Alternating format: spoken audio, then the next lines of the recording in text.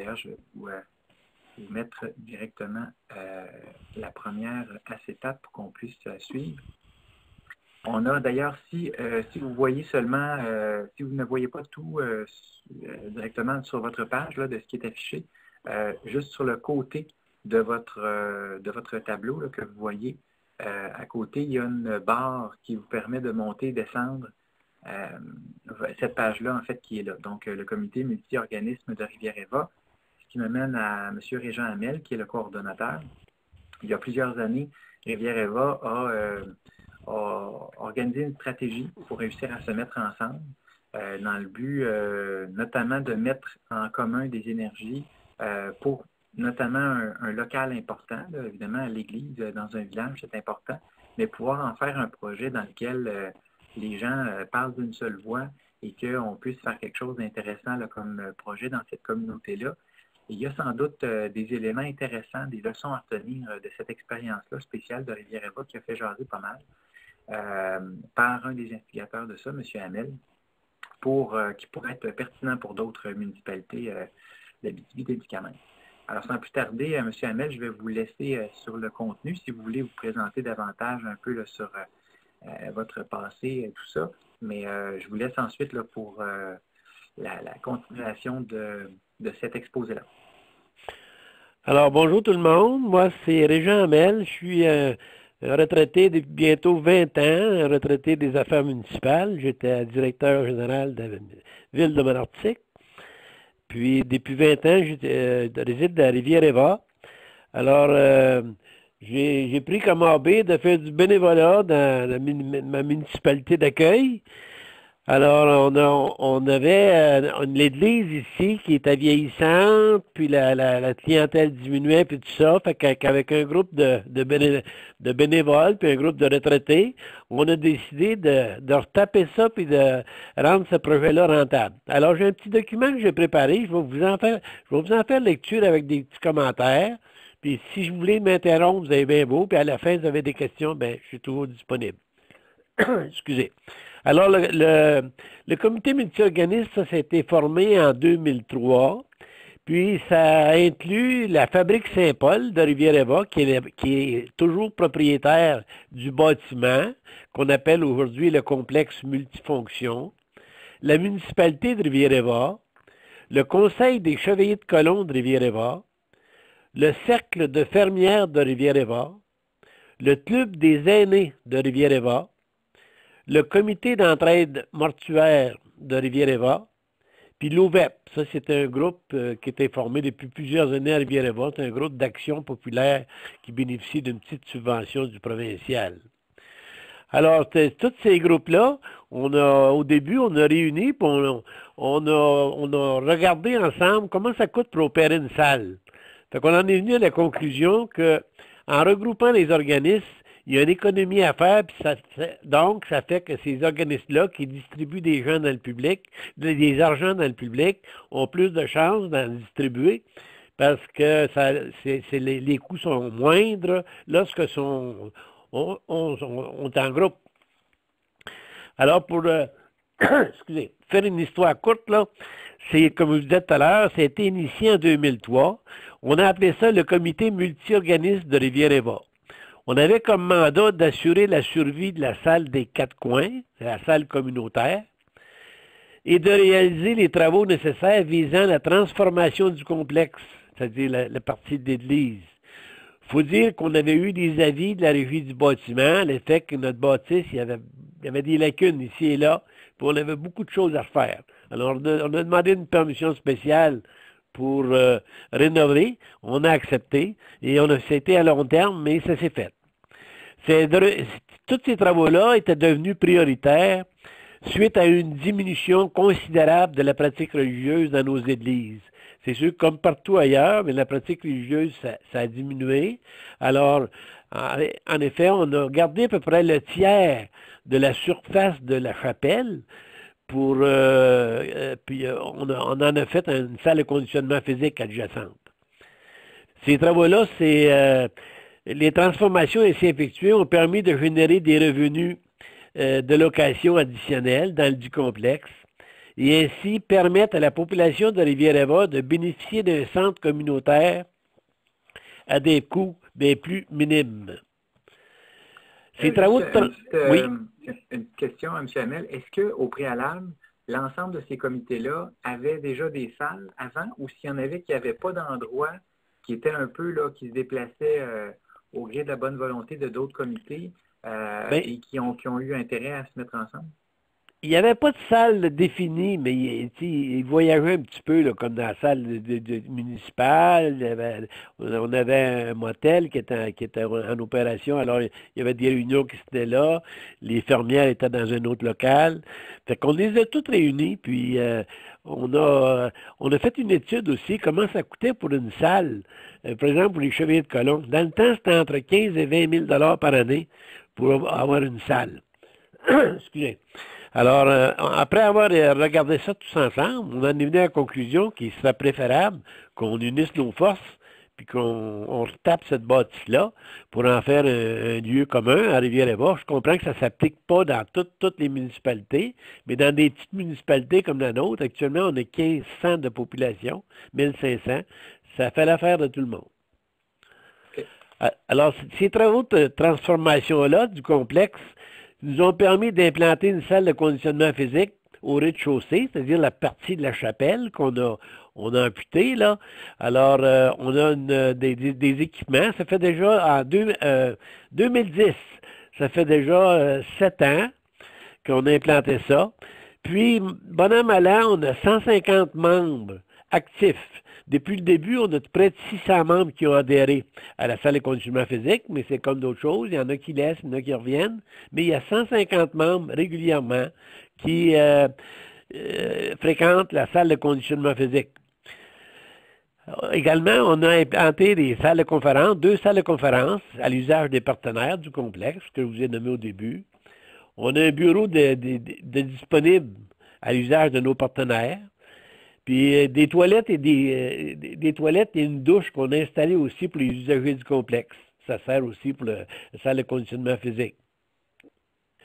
On a une cuisine ultra moderne. Avec les années, on a implanté une cuisine qui est supervisée par un cuisinier de renom. On a un service de traiteur. C'est dans la salle des 4 coins. C'est utilisé pour tout genre de réception. Des noces, des parties, des fêtes, il y a toutes sortes d'activités. Puis, de plus en plus, on s'aperçoit que notre cuisine, c'est fréquenté.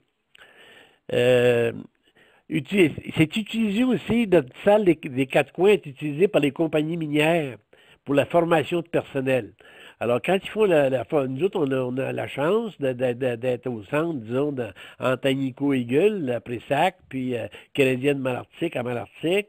Alors, les gens, plutôt de rester sur place, souvent, ils préfèrent sortir de l'usine, là, puis être à l'extérieur un petit peu pour former leur personnel. Alors, pour vous donner une idée, en 2016, là, on a nos locaux, notre salle des 4 coins, là, elle a été louée pendant 150 jours. 150 jours de location pour toutes sortes d'organisations. C'est excellent. Monsieur Hamel, juste un élément, il y a Jonathan Jensen-Lynch, un participant, qui a levé la main pour une intervention. Oui, Jonathan. Oui, je me demandais, la salle de conditionnement, est-ce qu'elle fonctionne avec des heures d'ouverture et c'est géré par un employé municipal ou si c'est ouvert 24 heures avec un système de code sur la poignée? En passant, là, c'est tout opéré par des bénévoles. Moi, j'en suis un, puis d'autres aussi, des retraités comme moi, il n'y a pas personne qui est payé dans la bâtisse. Puis, on vient faire chacun notre temps ici. Puis, c'est ouvert de 6 heures du matin. C'est accessible de 6 heures du matin à 10 heures du soir, 7 jours semaine. Puis, dernièrement, là, au début de l'année 2016, là, on a la municipalité, après discussion avec la municipalité, étant donné que l'édifice municipal est voisine de la bâtisse de l'église, là, du complexe multifonction, nous ont offert de prendre les inscriptions. Alors, le secrétariat, les gens s'inscrivent à la municipalité. Fait que le membre là, qui s'inscrit a une puce, puis avec cette puce-là, il a accès à la salle de conditionnement physique. Puis si on a des tarifs pour 1 an, on a des tarifs pour 3 mois. Fait qu'au bout du 3 mois, là, lorsque c'est échu, il n'est plus capable d'ouvrir la porte. La puce, elle ne fonctionne plus. Fait que faut qu'il revienne pour son enregistrement. Alors ça, c'est une méthode ça, qui est efficace, puis c'est pas dispendieux. Puis ça nous permet actuellement, là, on va chercher 12 000 net par année, c'est-à-dire 1 000 pièces par mois. Les réparations payées toutes, là. Comme je vous disais, il n'y a pas de salaire qui se paye, puis tout ça, là. Fait qu'on va chercher 1 000 par mois avec salle de conditionnement physique. Ça répond à votre question, Jonathan? Oui, merci beaucoup. Oui. Parfait. Le comité multi-organisme, il avait également comme objectif d'assurer une meilleure communication entre les différents groupes d'activités de la municipalité. Ça favorisait ainsi un sentiment d'appartenance des Évarivois et Évarivoises à leur milieu. La participation financière de ces partenaires-là, du complexe multifonction, ben c'est bien sûr qu'on s'est rencontrés, puis on a regardé ça ensemble, puis on voulait faire ça à moindre coût. Fait que les partenaires du complexe, c'est sûr que la municipalité donne plus d'argent, les chevaliers de colon, la même chose, l'Âge d'or l'utilise plus que, par exemple, l'OVEP ou la comité d'entraide mortuaire. Alors, c'est selon leur utilisation, ils ont un montant à payer pour l'utilisation des locaux. Puis, les règles de fonctionnement du comité multi-organisme, c'est que les représentants d'organismes qui siègent au sein de ce comité-là, le comité qui agissent à titre consultatif. Puis ce comité consultatif-là, c'est-à-dire le comité multi-organisme, n'est pas régi par une loi fédérale ou provinciale, c'est-à-dire qu'il n'est pas incorporé. Chaque organisation a déjà son incorporation. Alors, toute demande de subvention ou autre formule d'assistance financière, en passant, depuis 15 ans, là, on a été chercher à peu près 600 000 pour retaper cette bâtisse-là. Alors, toute demande de subvention ou autre formule d'assistance sont faites via le comité multi-organisme. On utilise la charte de chacun des organismes mentionnés au début. Juste quelques questions, oui. M. Hamel. Vous dites 600 quelques mille là, pour retaper le bâtiment. J'imagine qu'en termes d'arguments pour faire ces projets de subvention-là, ces demandes-là, le fait que vous étiez plusieurs organismes en même temps, j'imagine que ça vous a permis de décrocher plus souvent des subventions que si chaque comité avait cogné à la porte avec son propre local. Oui, c'est bien sûr, parce que nous autres, quand on fait une demande de subvention, par exemple, un exemple au pacte rural, on fait une demande, on en remplit tout ça au nom du comité multi-organisme, puis on a un formulaire qui dit que tous les organismes, là, on les nomme, ils ont pris connaissance de cette demande de subvention-là, ils sont d'accord avec ça, puis ils signent en bas. Alors, quand c'est signé par les représentants de 7 organismes, alors les donneurs d'argent, là, ils voient que ça recouvre l'ensemble de la population de Rivière-Éva, donc c'est plus réceptif, là. Fait que pour nous autres, là, ça nous donne un bon coup de main.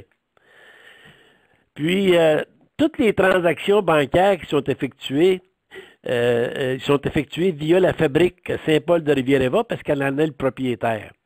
Fait que c'est sûr que dans un comité comme ça de 7 organismes, il y a 2 mots qu'il faut retenir, c'est la transparence puis la confiance. Il faut que les gens aient confiance un envers l'autre ou un organisme envers l'autre, puis la transparence. Il faut être le maximum de transparence. On se réunit, on est toujours ensemble. Il faut que nos livres sont toujours disponibles, puis il faut pas qu'il y ait aucun doute dans l'organisation d'une telle structure. Puis, comme je vous disais au début, il n'y a aucun frais de déplacement ou salaire qui sont remboursés aux administrateurs de ce comité. En fait, nous autres, là, faut quasiment avoir la vocation, là, c'est ceux qui travaillent comme moi, puis d'autres, là, qu'on est sur ce comité-là, là. Alors, on a à cœur de l'avancement de cet édifice-là au sein de notre municipalité. Alors, on a une belle collaboration des instances municipales puis de tous ceux qui font partie, là.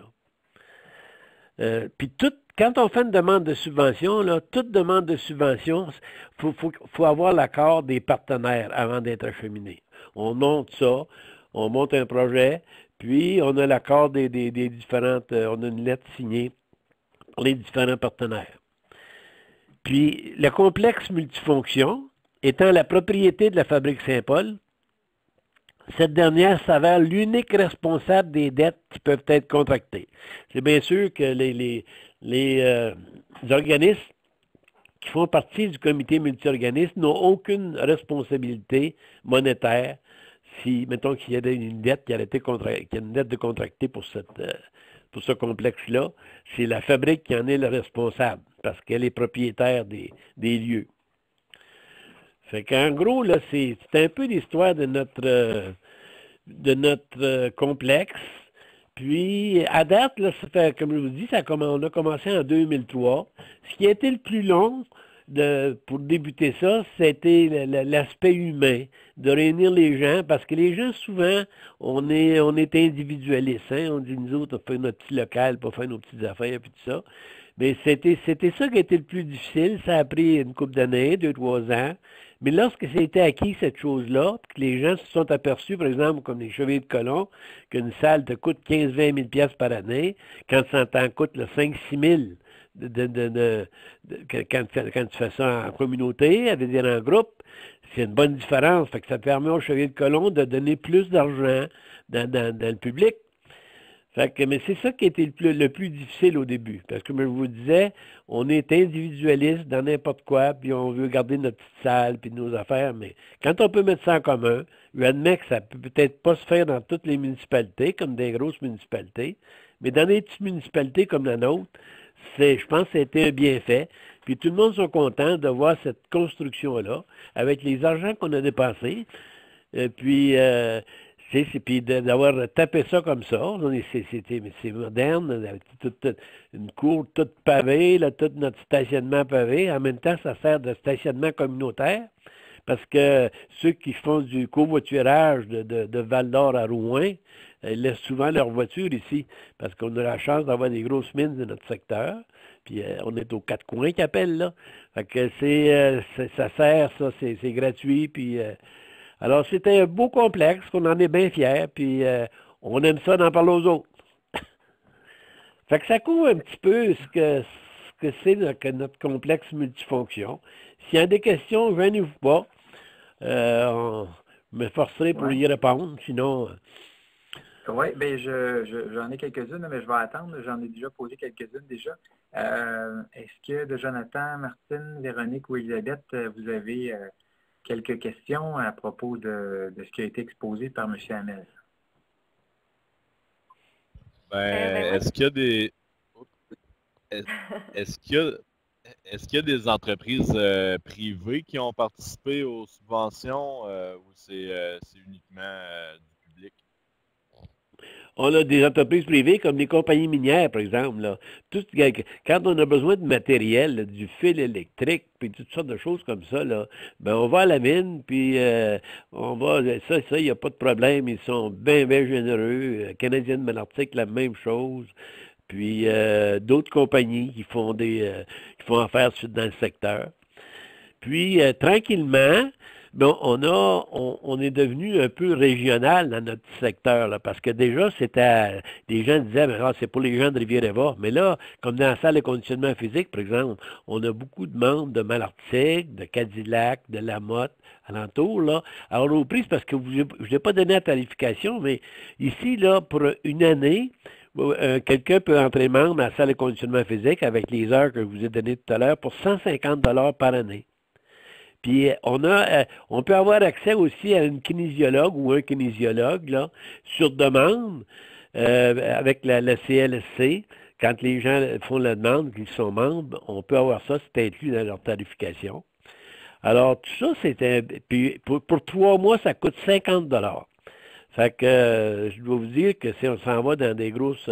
puis nos équipements, on a la plupart des équipements, on a pour 70-75 000 piastres d'équipement dans cette salle-là.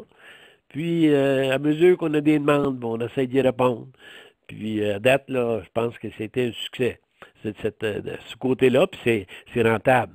C'est rentable pour des petites municipalités comme la nôtre, parce qu'on n'avait pas de salle déjà de conditionnement physique qui opérait dans le secteur, c'est-à-dire à Rivière-Éva même, il y en avait à Malartic, mais on n'avait pas. Fait que, puis les tarifs, bien ça, c'est toujours un certain, c'est intéressant. Et donc sur la question à Jonathan, les fonds, les subventions à aller chercher sont publiques. Par contre, en termes de dons de matériel, certaines commandites, là, les minières, là, principalement en termes de privé, ont été mises à contribution. Oh oui, puis quand on voit que c'est plusieurs organismes là-dedans, là, c'est un plus quand on va faire des demandes. Comme je disais tout à l'heure, c'est sûr qu'il faut être bien transparent, puis le dire, puis là, on a les documents aussi pour le prouver, là. Fait que les gens sont plus réceptifs, là. Ceux qui peuvent donner de l'aide, là, sont bien réceptifs. Puis ça fait déjà plusieurs années, nous autres, fait que notre nom est fait un peu, là. Fait que c'est positif. On n'a pas rien de négatif là-dedans. Là. C'est bien positif. Puis la population de Rivière-Éva aussi, ça fait un complexe qui opère à Rivière-Éva à des coûts moindres. On loue une salle, c'est pas mal moins cher que certaines salles des grands hôtels.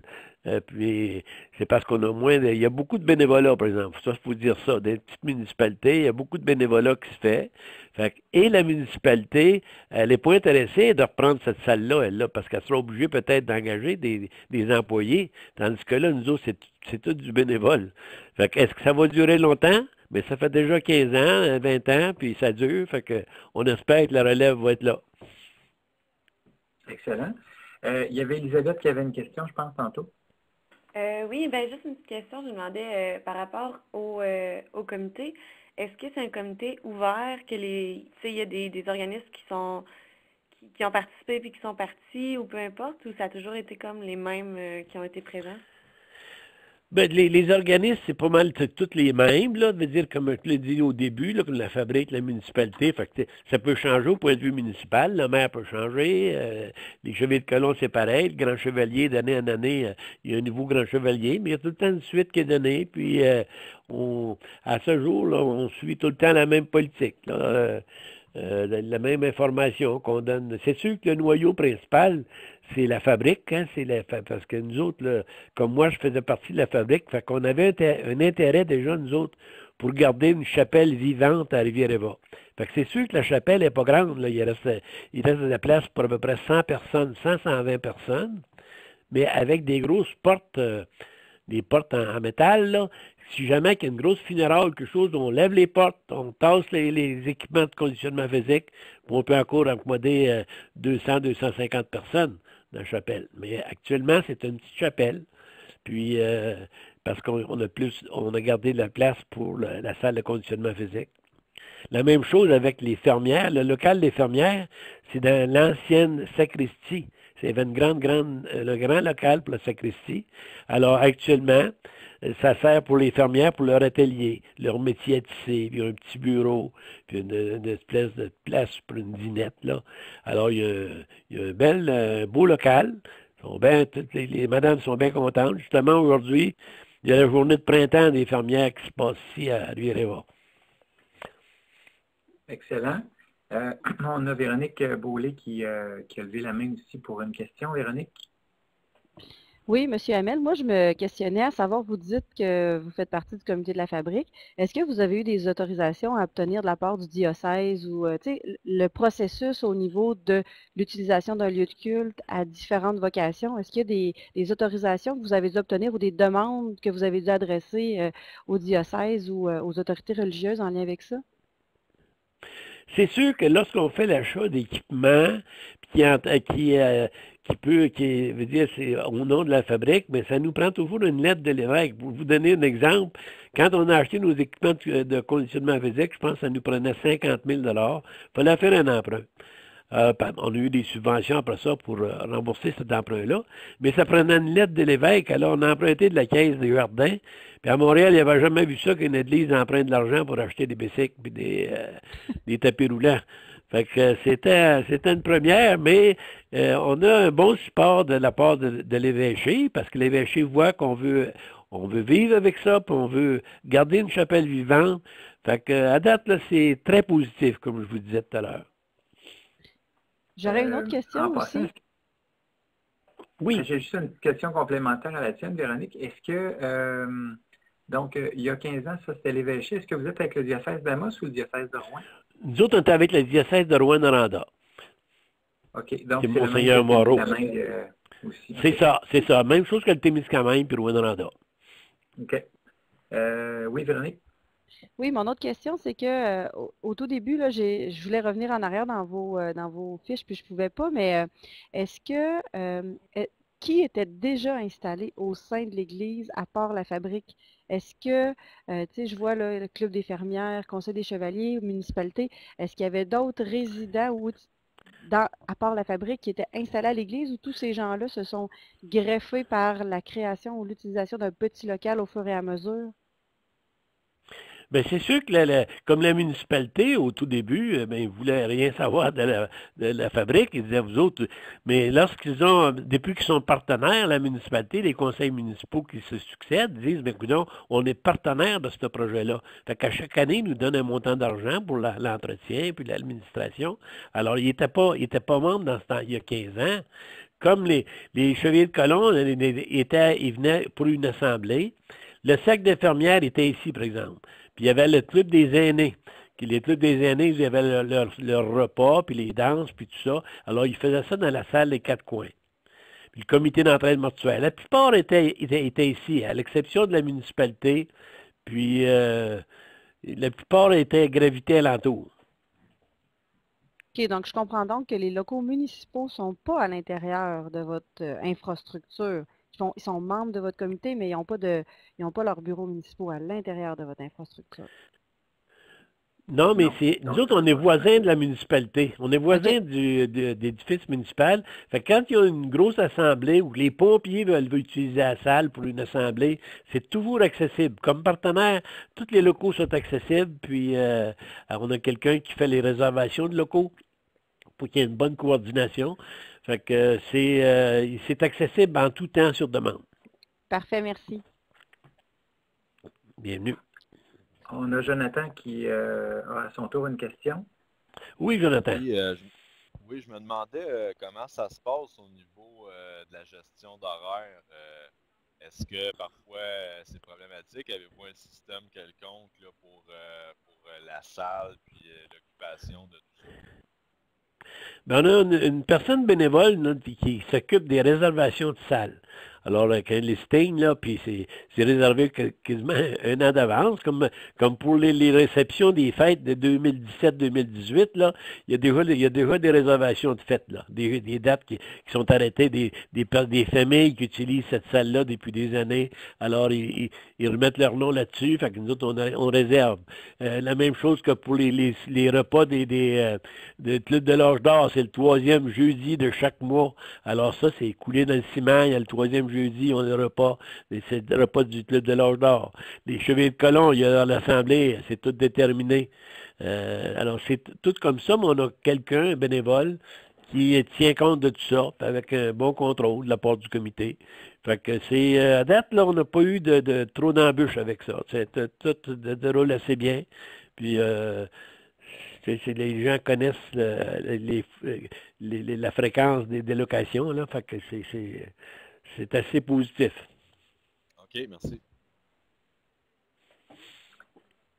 Justement, en complément avec ce que dit Jonathan, est-ce que ça arrive que des comités qui sont membres, qui sont partenaires du centre, veulent réserver la salle, puis finalement, est-ce qu'ils ont une priorité quand il y a un conflit d'horaire par rapport à des résidents ou des familles? Est-ce que cet élément-là se joue? On n'a pas fait face à ce problème-là. Ça peut peut-être arriver une fois ou deux, mais c'est pas fréquent. C'est pas fréquent parce que les gens savent que la salle est réservée pour telle période. Puis, peut-être que ça viendra parce que notre clientèle augmente régulièrement. Peut-être que ça viendra un jour.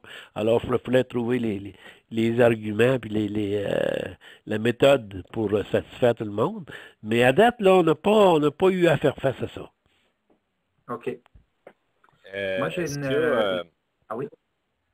Est-ce qu'il y a une ouverture pour accueillir d'autres organismes? Exemple, s'il y a un organisme qui voudrait se greffer à vous, est-ce qu'il y a de la place pour en accueillir d'autres? On n'a pas eu de demande dernièrement, mais je suis sûr que moi, je parle ça comme coordonnateur, là, je suis pas tout seul là-dedans, mais c'est sûr qu'on ne refuse pas personne. Nous autres, tout ce qu'on veut, c'est l'avancement de notre complexe. Puis, le gros des transformations a été fait là-dedans. Je pense pas qu'on agrandisse demain, mais on est capable de répondre à notre population actuellement. Puis, s'il y a d'autres organismes qui désirent se joindre à nous autres, mais je pense bien que le comité qui régit ce comité-là, qui régit cette organisation-là, il est assez souple à ça, là. Parce que nous autres, on est surtout ici là, pour essayer de satisfaire les gens de Rivière-Éva, puis des municipalités environnantes, des demandes. Fait que s'il arrive un comité qui dirait moi j'aimerais ça faire partie de votre comité ou de me joindre à votre comité de 7 membres, on est 7 organismes actuellement. Mais ça n'a pas l'air à coller les portes parce qu'on n'a pas eu depuis les derniers 15 ans. Là. OK, merci. C'est intéressant. Moi, j'ai une question, M. Hamel, en lien avec, et là, sans doute que, en tout cas, pour ce qui est de Jonathan, Véronique et peut-être Elisabeth, dans tous les cas où on parle d'église qui est menacée de fermeture par baisse de pratiques religieuses, il y a au moins dans la moitié des cas, sinon plus, des fabriques dans lesquelles la mentalité du comité de la fabrique est vraiment de dire cet espace-là, cette église-là, ce n'est voué exclusivement qu'à une seule vocation, c'est-à-dire une pratique religieuse, c'est un lieu saint et il n'y a que ça à faire dedans. Si on se met à faire d'autres choses, on pervertit l'esprit du lieu. Alors, beaucoup de fabriques se mettent dans cet état d'esprit-là et donc ça fait en sorte que la discussion est difficile à tenir pour ouvrir à autre chose. Vous dites que ça a pris 2-3 ans. Quels étaient les arguments, en fait, qui ont fait en sorte que la fabrique que vous étiez a eu cette ouverture-là? Premièrement, il faut que les organisateurs, là, ceux qui ont initié ça, là, comme moi j'en faisais un qui faisait partie de ça, il faut être souple. Il faut être souple, il faut avoir la permission de l'évêque aussi. Là. Parce que vous donnez un exemple, là, c'est l'an passé, ça, je pense qu'il y a quelqu'un qui c'était pour un mariage, mais il ne voulait pas se marier à la chapelle, il voulait se marier devant un ministre du culte.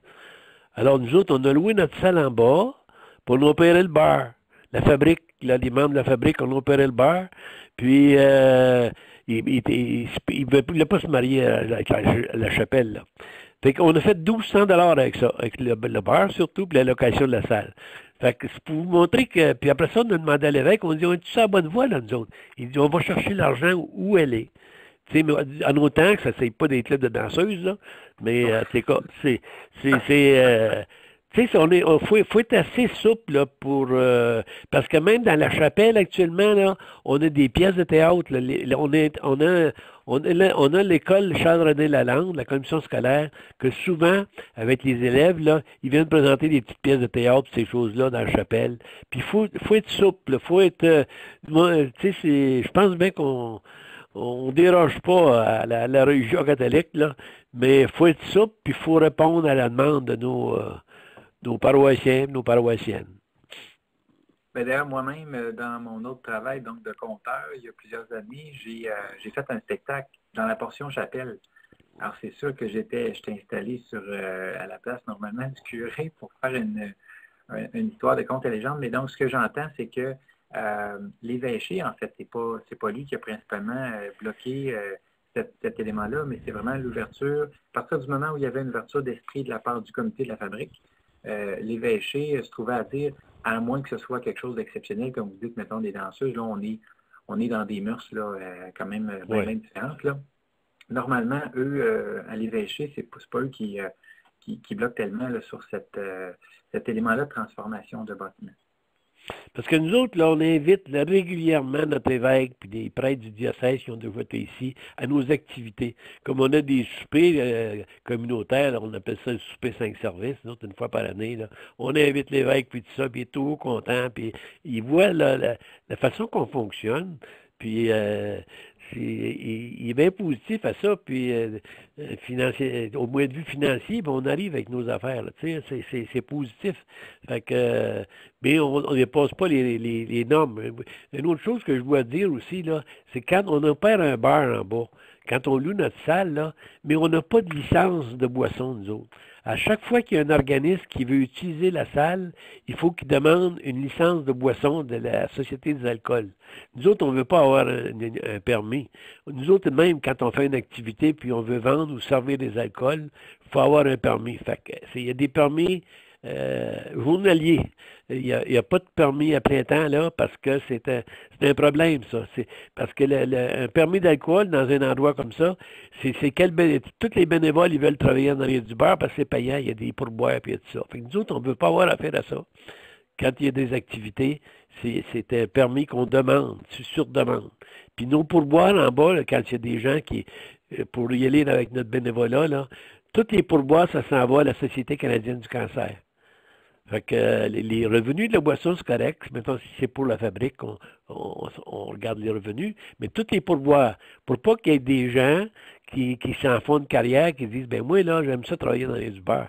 Mais souvent, c'est une belle place à travailler, ça, parce que les pourboires, ça s'accumule, hein. Fait qu'il y a des fois, c'est intéressant, mais nous autres, on veut pas jouer là-dedans parce que c'est une affaire à trouble, des fois. OK. Est-ce qu'il y a d'autres dernières questions avant de terminer? Puisque, en fait, je vois là, qu'on n'est pas encore à 10 heures, loin de là, mais si ça fait le tour pour cette thématique-là, il n'y a pas de problème. Jonathan, Véronique, Elisabeth, d'autres questions?